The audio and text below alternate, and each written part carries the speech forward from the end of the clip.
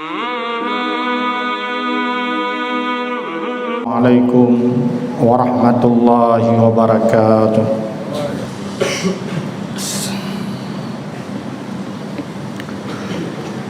Innal hamdalillah nahmaduhu wa nasta'inuhu wa nastaghfiruh wa na'udzu billahi min shururi anfusina min sayyiati a'malina. May yahdihillahu fala mudilla lahu wa may yudlil fala hadiya lahu. Asyhadu an la ilaha illallah wahdahu la syarika lah wa asyhadu anna Muhammadan abduhu wa rasuluh. Allahumma salli ala Muhammad wa ala ali Muhammad kama sallaita ala Ibrahim wa ala ali Ibrahim innaka Hamidum Majid. Wa barik ala Muhammad wa ala ali Muhammad kama barakta ala Ibrahim wa ala ali Ibrahim innaka Hamidum Majid. Ya ayyuhalladzina amanu taqullaha haqqa tuqatih wa la tamutunna illa wa antum muslimun. Ya ayuhan nasu attaqu rabbakum alladzi khalaqakum min nafsin wahidah wa khalaqa minha zawjaha wa batha minhuma rijalan katsiran wa nisaa wattaqullaha alladzi tasaaluna bihi wal arham innallaha kana 'alaikum raqiba. Ya ayyuhalladzina amanu taqullaha wa qulu qawlan sadida yuslih lakum a'malakum wa yaghfir lakum dhunubakum wa may yuti'illaha wa rasulahu faqad faza fawzan 'azima. Amma ba'd, fa inna asdaqal hadits kitabullah wa khairal hadi hadiyu Muhammadin sallallahu alaihi wasallam wa syarrul umur muhdatsatuha wa kullu muhdatsatin bid'ah wa kullu bid'atin dhalalah wa kullu dhalalatin finnar. Hadirin kaum muslimin sidang jemaah Jumat yang dirahmati Allah, alhamdulillah senantiasa kita panjatkan puji dan syukur kita kepada Allah, di mana Allah tidak pernah henti-hentinya mencurahkan rahmat-Nya, karunia, kenikmatan, kesehatan, kesempatan pada kita bersama. Semoga semua pemberian Allah selalu kita berusaha untuk mensyukurinya dengan melaksanakan perintah-perintah yang dibebankan kepada kita semuanya, sekaligus juga menghindarkan diri daripada larangan-larangannya. Kemudian selawat dan salam kita sampaikan ke pangkuan Nabi besar Muhammad sallallahu alaihi wasallam, yang alhamdulillah pula sampai detik ini kita masih berada dalam dinul haq, agama yang benar yang beliau bawa, yaitu agama Islam. Kita berdoa sekaligus berusaha agar tidaklah kita mati kecuali dalam agama yang mulia ini. Hadirin kaum muslimin sidang Jumat yang dirahmati Allah, sebagaimana sering disampaikan bahwasanya nikmat terbesar adalah nikmat dalam keimanan dan dalam keislaman. Kita khususnya sebagai orang Aceh, nikmat ini lebih-lebih kita syukuri lagi, karena memang secara keturunan dari nenek kakek kita, ibu ayah kita, dan insya Allah semuanya nanti anak cucu kita berada dalam agama yang mulia ini. Tapi di sisi lain juga ada sesuatu pelecehan kalau kita dengan beragama karena dari dasar nenek moyang kita dianggap sebagai Islam keturunan, Islam KTP, Islam yang karena nenek kita Islam, maka kita pun Islam. Ini dipandang sebagai sebuah kekurangan. Antara seharusnya kita bersyukur karena dari lahir kita sudah berada dalam agama mulia ini, dengan pandangan minus tadi, dengan pandangan negatif tadi, karena kita sudah berada dalam keimanan dari keturunan kita, bagaimana kita seimbangkan sehingga pandangan-pandangan negatif bisa kita sirnakan karena kita sudah sebagai Islam keturunan. Yang pertama, perlu kita camkan bahwasanya Rasul pernah menyebutkan ada 3 generasi terbaik dalam agama yang mulia ini, yaitu generasi beliau dan sahabatnya sebagai generasi terbaik pertama, kemudian orang-orang yang datang setelah mereka yaitu para tabi'in, kemudian lagi disebutkan orang-orang yang datang setelah mereka yaitu tabi'in. Khairun nas qarni summal ladzina yalunahu summal ladzina yalunahum. Sebagus-bagus manusia kata Allah adalah kurunku, masaku, berarti beliau dan sahabat beliau. Summal ladzina yalunahu, kemudian orang-orang yang datang setelah mereka, itulah yang disebut dengan para tabi'in. Kemudian Rasul mengulangi sekali lagi summal ladzina yalunahu, kemudian lagi orang-orang yang datang setelah mereka yaitu tabi'in. Jika kita melihat hadis ini, 2 generasi terbaik itu sebenarnya hampir dikatakan terbanyaknya adalah keturunan. Terbanyaknya, bukan semuanya, terbanyaknya adalah keturunan. Karena tabi'in itu rata-rata adalah anak-anak daripada sahabat Nabi.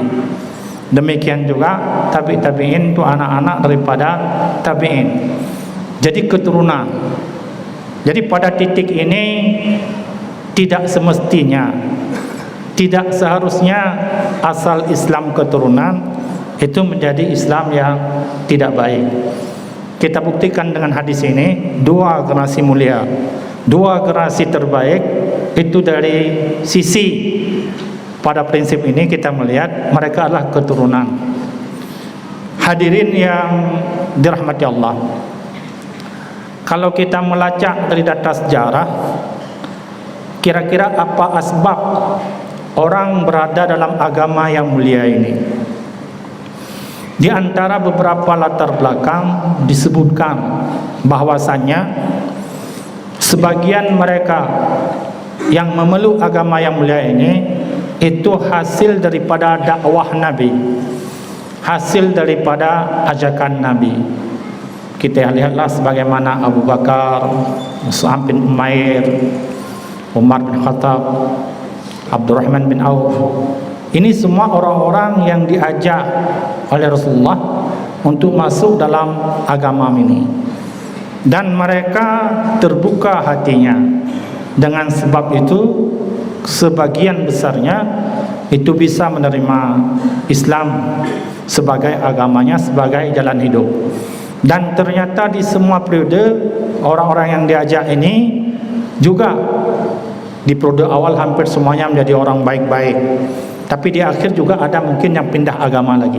Tapi sekali lagi asbab salah satunya seseorang memasuki agama ini karena adanya dakwah, karena adanya ajakan. Kemudian yang kedua, asbab seseorang berada dalam agama yang mulia ini itu karena sebuah penelitian, hasil penelitian pribadi. Kalau di zaman Nabi bisa kita ungkapkan contoh-contohnya, misalnya seperti Salman Al-Farisi. Beliau ini dari Persia berangkat ke tempat-tempat para rahib, para pendeta, ingin melihat mana agama yang benar. Ternyata dalam penelitian beliau, tu rahib-rahib ini, pendeta-pendeta ini banyak memakan harta manusia secara batil. Itu disebutkan dalam sejarah. Sehingga beliau setelah memeluk agama ini keluar lagi, sampai beliau ketemu dengan Nabi Muhammad dan beliau merasa istiqamah, tenang, sehingga memasuki agama yang mulia ini. Demikian juga seorang tokoh besar di Madinah, Abdullah bin Salam, tokoh besar Yahudi. Dia juga memasuki agama ini bukan hasil ajakan, tapi hasil penelitian pribadi. Pada saat Rasulullah hijrah ke Madinah, Abdullah bin Salam ini sudah mendapatkan kabar, ada berita seorang yang mengaku dirinya Nabi Muhammad di Mekah diusir dan sekarang sedang dalam perjalanan menuju Madinah. Maka Abdullah bin Salam ini memperhatikan hari-hari apakah orang yang diisukan ini sudah datang atau belum. Pada saat Rasulullah tiba, beliau juga mendatanginya, melihat perkembangannya. Maka begitu dia melihat Nabi, dia mengucapkan asyhadu an la ilaha illallah wa asyhadu anna Muhammadar Rasulullah. Orang bertanya kepada Abdullah bin Salam, wahai Abdullah bin Salam, engkau belum apapun dibicarakan oleh Muhammad, engkau sudah memasuki agama Islam. Kenapa sebenarnya? Maka Abdullah bin Salam mengatakan, aku telah mendapatkan informasi jauh-jauh hari ada seorang Nabi yang dibangkitkan di Mekah yang bernama Muhammad dan dia sedang hijrah ke Madinah. Maka aku tunggu-tunggu kedatangannya. Maka saat aku bertemu dengannya, aku perhatikan wajahnya. Ternyata aku dapati di wajahnya tidak ada tanda-tanda seorang pendusta. Dia orang yang benar. Maka aku memasuki agama yang mulia ini.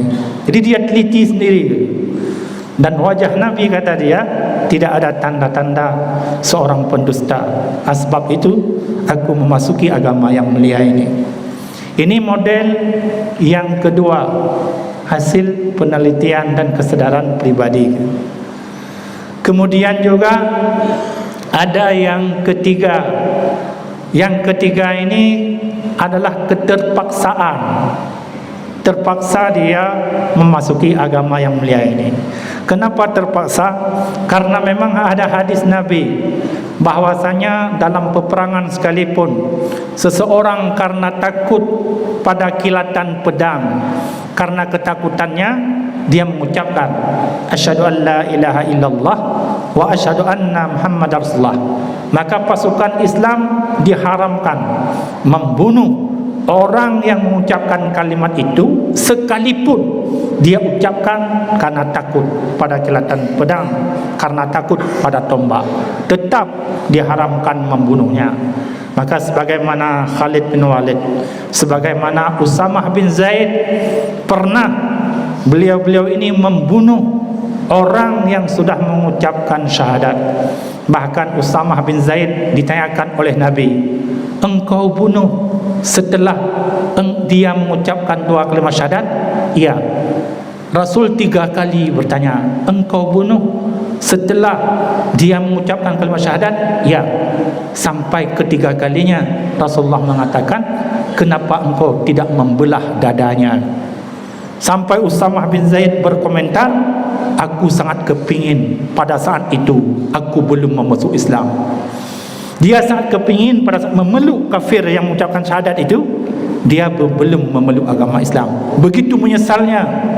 Artinya karena dia tahu kafir ini mengucapkan syahadat sebab takut sama pedangnya, tapi dia haramkan oleh agama kita, agama yang mulia, membunuh orang yang mengucapkan dua kalimat syahadat sekalipun itu asbab sebuah ketakutan dalam peperangan. Begitu mulianya kalimat ini.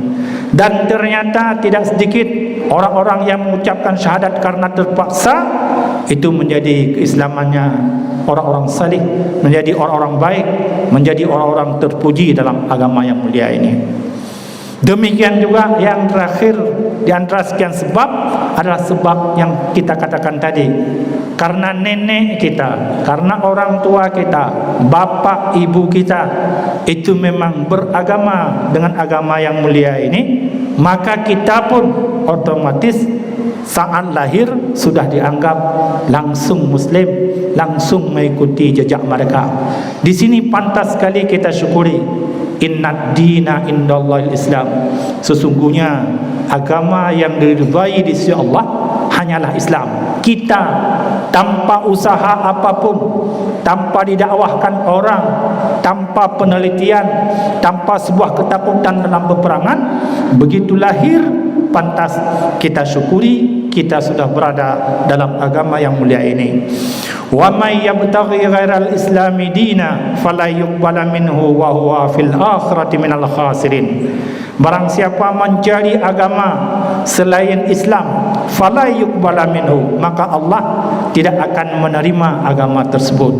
Wa huwa fil akhirati minal khasirin, dan dia di akhirat termasuk orang-orang yang rugi. Sekali lagi, alhamdulillah kita orang Aceh semuanya sudah berada dalam agama yang mulia ini.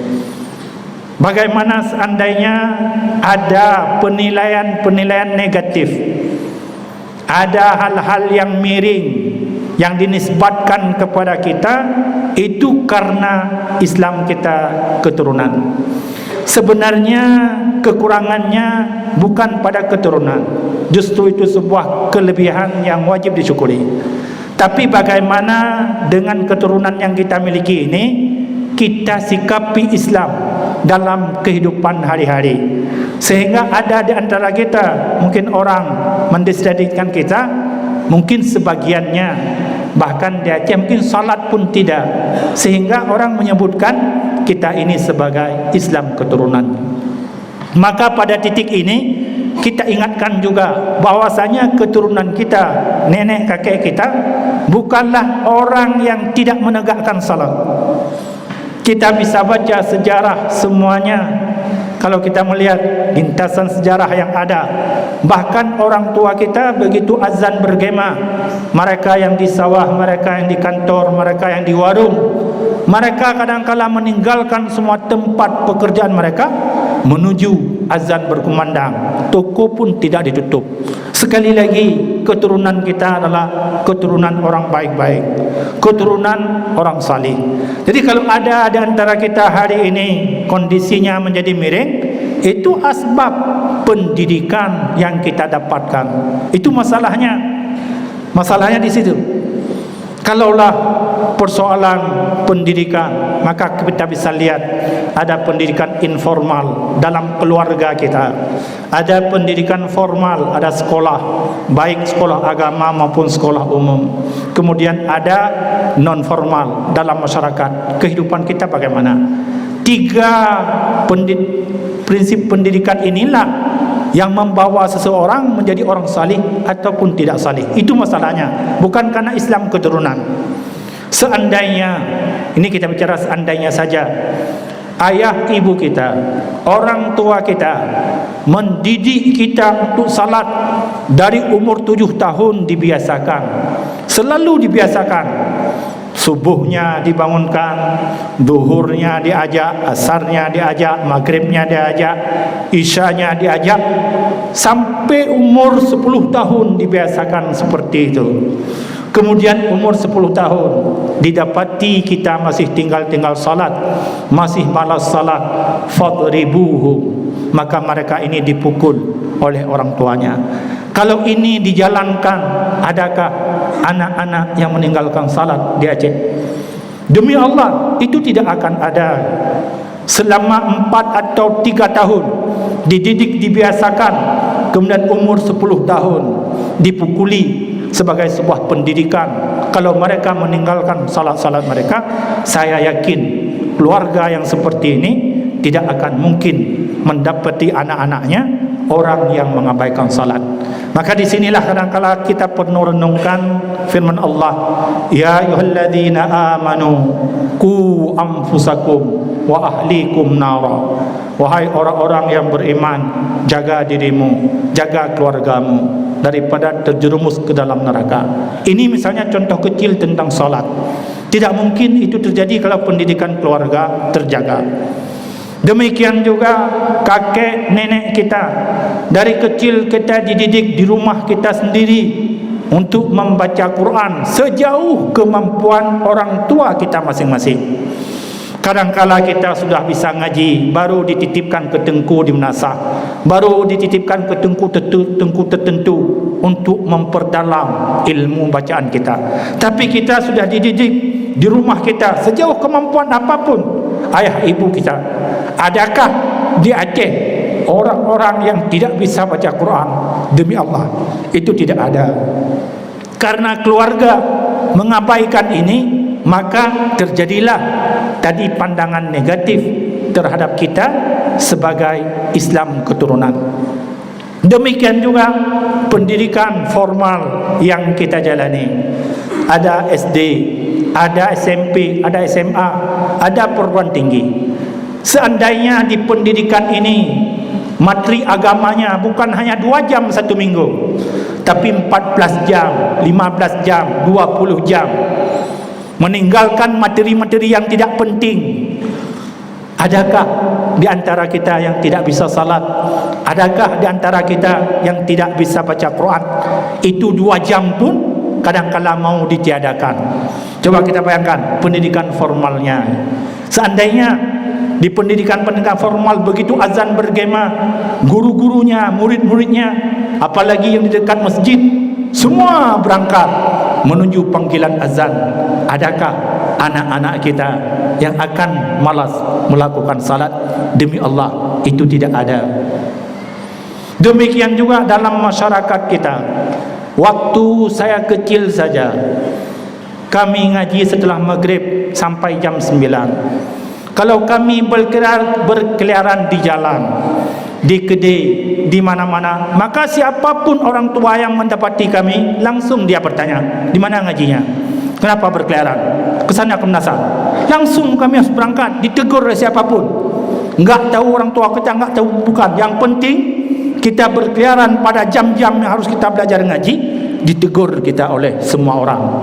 Kalau sekarang tidak ada yang tegur lagi. Seandainya ini terjadi pada kita, mungkinkah ada generasi di Aceh yang tidak bisa membaca Quran, yang tidak untuk melakukan salat? Demi Allah juga tidak. Maka sekali lagi kita ingatkan kepada kita bersama bahwasanya penyimpangan keislaman kita bukanlah karena kita dari keturunan, bukanlah karena dari kakek nenek kita, buyut-buyut kita semuanya itu Islam. Bukan itu asbabnya. Bahkan itu asbab yang wajib kita syukuri. Wa may yashkur fa inna ma yashkuru li nafsihi. Barang siapa bersyukur, sesungguhnya syukurnya itu untuk dirinya, akan dibalas oleh Allah dengan berbagai kebaikan. Kalau kita bersyukur, itu sebuah kesyukuran tanpa kita teliti lagi agama apa yang benar, tanpa kita berusaha, tanpa didakwah orang, kita sudah berada dalam agama yang mulia ini dengan asbab kakek dan nenek kita. Maka sekali lagi bukan di situ titik persoalannya. Maka di sana kita harus bersyukur, karena itu bukanlah sebuah persoalan, bukanlah sebuah kelemahan. Yang perlu kita perbaiki adalah sistem kehidupan dalam keluarga kita, sistem pendidikan kita, sistem biah lingkungan kita. Seandainya kita orang Aceh mengambil jalan hidup kakek nenek kita, indatu kita yang pernah jaya, yang pernah mulia dengan agama ini, insya Allah kita pun sebagai keturunannya juga akan jaya dan mulia dengan agama ini. Maka sekali lagi, agama ini telah memuliakan berbagai bangsa, berbagai orang di berbagai wilayah. Maka tidak mungkin di wilayah Aceh dia membuat orang nista, membuat orang sesara. Tidak mungkin. Nenek-nenek kita sudah membuktikannya. Mereka menjadi mulia, mereka menjadi terkenal, mereka menjadi berwibawa dengan agama Islam ini. Maka kita kalau mengikuti tuntunan yang mereka pernah praktekkan, kita juga akan mendapat izzah, kita juga akan mendapat kemuliaan. Maka sekali lagi saya ingatkan, kelemahan kita, orang mendiskreditkan kita, sebenarnya bukanlah asbab karena kita sebagai Islam keturunan, tapi karena sikap kita hari ini dalam mensikapi Islam yang mulia ini, sehingga jauh kehidupan kita daripada nilai-nilai keislaman. Agar kita bangkit kembali menjaga keluarga kita, menjaga pendidikan kita, menjaga lingkungan bi'ah kita agar sesuai dengan nilai-nilai keislaman. Dan dengan sebab itulah orang tua kita dulunya menggapai kemuliaan, dan insya-Allah kita juga akan bisa menggapai kemuliaan kembali dengan hal yang sama. Demikian saja, semoga bermanfaat.